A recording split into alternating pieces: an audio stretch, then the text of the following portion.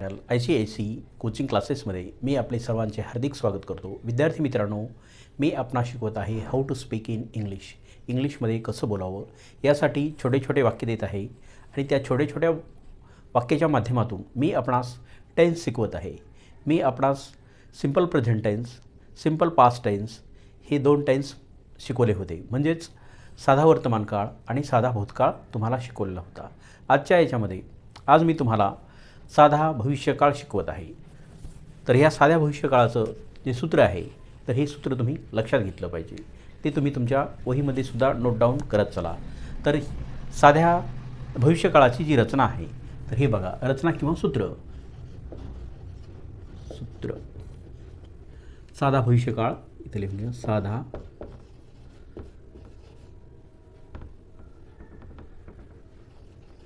भविष्य काळ. साधा भविष्यकाळ म्हणजे सिंपल फ्युचर टेन्स.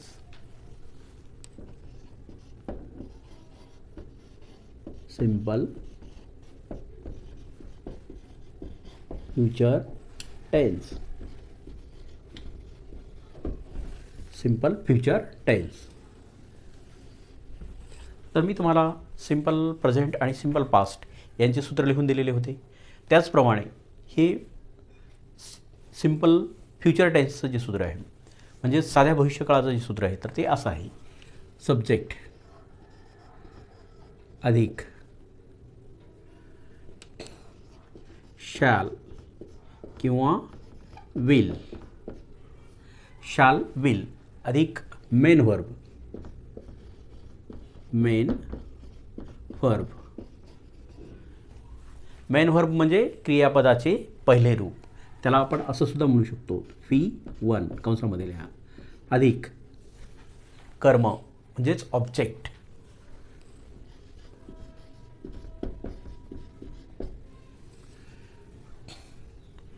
मराठीत लक्षात घ्या. कर्ता अधिक शॅल ऑब्लिक विल अधिक मुख्य क्रियापदाचे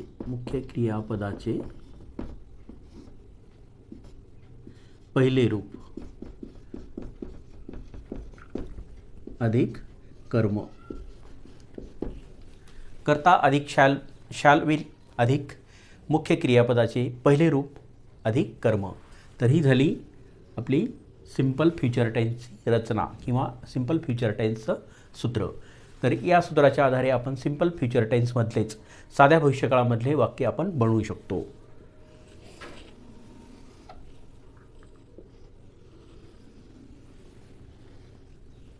कर्ता अधिक शॅल किंवा विल अधिक क्रियापदाचे पहिले रूप अधिक कर्म. अशा पद्धतीनं आपण हे वाक्य बनवत असतो. परंतु शॅल आणि विल हे कधी वापरायचं? शॅल कोणत्या कर्त्याच्या नंतर वापरायचं आणि विल कोणत्या कर्त्याच्या नंतर वापरायचं? तर हे बघा, शॅल वापरण्यासाठी शॅल कधी वापरणार तुम्ही? शॅल कर्ता आय वी असेल तर शॅल वापरा. कर्ता म्हणून जर आय आणि वी ही दोन सर्वनामं जर आले असतील तर तुम्ही त्यावेळेस शॅल वापरा. आणि कर्ता म्हणून आता विल कधी वापरायचं? मग विल कर्ता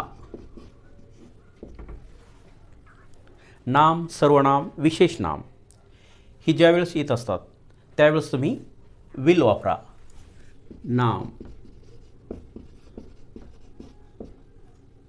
सर्वनाम, विशेष नाम हे असतील तर तुम्ही कोणता कर्ता काय वापरणार? तर तुम्ही विल वापरणार. आणि ही दोनच कर्ते असे आहेत की आय आणि वी ही दोन लक्षात ठेवायचे. ही दोन कर्ते असताना शॅल वापरा. आणि त्यानंतर तुम्ही he, she, it, they, you Ram, Shyam हे असे जर कर्ते वापरत असाल तर त्यावेळेस तुम्ही कोणतं सहाय्यकारी क्रियापद वापरणार? विल हे सहाय्यकारी क्रियापद वापरणार. मग आता आपण एक वाक्य तयार करू. आय हा कर्ता घेऊ आपण. आय हा कर्ता घेऊ. आय ह्या कर्त्यानंतर काय येईल? मग आता कोणतं येईल सहाय्यकारी रूप? हे शाल का विल येईल? तर इथे येईल शाल. आय शाल. आता क्रियापदाचे पहिले रूप आता आपण लिसन घेऊ. आय शाल लिसन. हे झालं कर्ता झाला. ही सहाय्यकारी क्रियापद आपण शाल घेतलं. त्यानंतर मुख्य क्रियापदाचे पहिले रूप घेतले. आता आपण एक कर्म घ्यायचं. आय शाल लिसन अ स्टोरी. आय शाल लिसन अ स्टोरी. मी गोष्ट ऐकेन. स्टोरी म्हणजे गोष्ट, कथा. मी गोष्ट ऐकेन.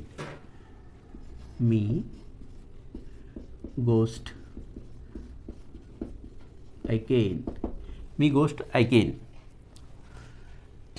झालं. कर्ता शाल, त्याच्यानंतर क्रियापदाचे पहिले रूप लिसन, त्यानंतर दुसऱ्याला ईडी प्रत्यय असतो आणि तिसऱ्याला सुद्धा ईडी प्रत्यय असतो. दुसऱ्या रूपाला आणि तिसऱ्या रूपाला ईडी प्रत्यय लागलेला असतो. आणि हे कर्म म्हणून आपण इथे घेतलेलं आहे, ऑब्जेक्ट म्हणून घेतलेलं आहे अ स्टोरी. नंतर दुसरं वाक्य बनवत असताना आपण वी हा करता घेऊ. आता हा वी करता घेऊ. वी शाल लिसन. हेच क्रियापदाचे पहिले रूप घेऊ. लिसन अ स्टोरी.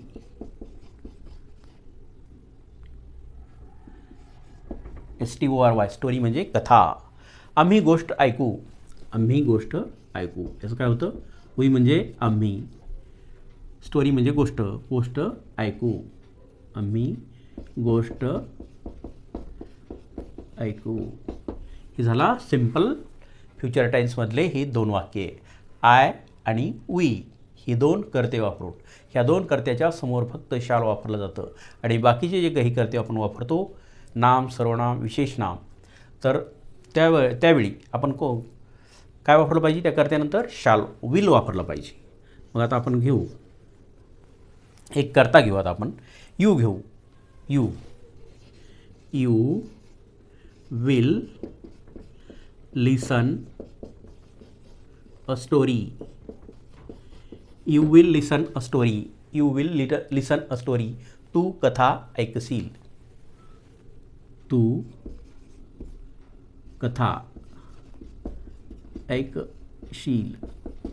कथा ऐकशील किंवा तू गोष्ट ऐकशील. दोन्ही एकच, कथा किंवा गोष्ट. स्टोरी म्हणजे कथा किंवा गोष्ट. नंबर 4. तर हा यू हा सुद्धा आपण यू हा एकवचनी प्रमाण वापरला. हा दुसरा यू आपण अनेकवचनी प्रमाण घेऊ. यू विल, त्यावेळेससुद्धा आपण विलच हे सहाय्यकारी क्रियापद आपल्याला वापरायचं आहे. You will listen a story. तुम्ही कथा ऐकता. तुम्ही गोष्ट, कथा किंवा गोष्ट ऐकता.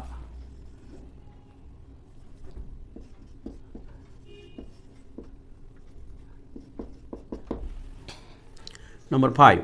आता आपण ही हा करता घेऊ. हिच्यानंतर सुद्धा काय येईल? He will listen a story. तू कथा ऐकशील.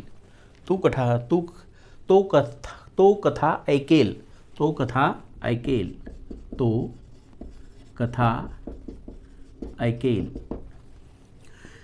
त्याच्यानंतर सी हा करता घेऊ. She will listen a story. She will लिसन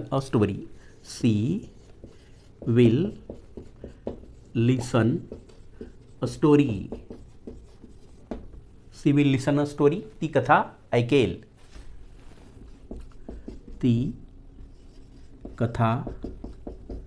ऐकेल.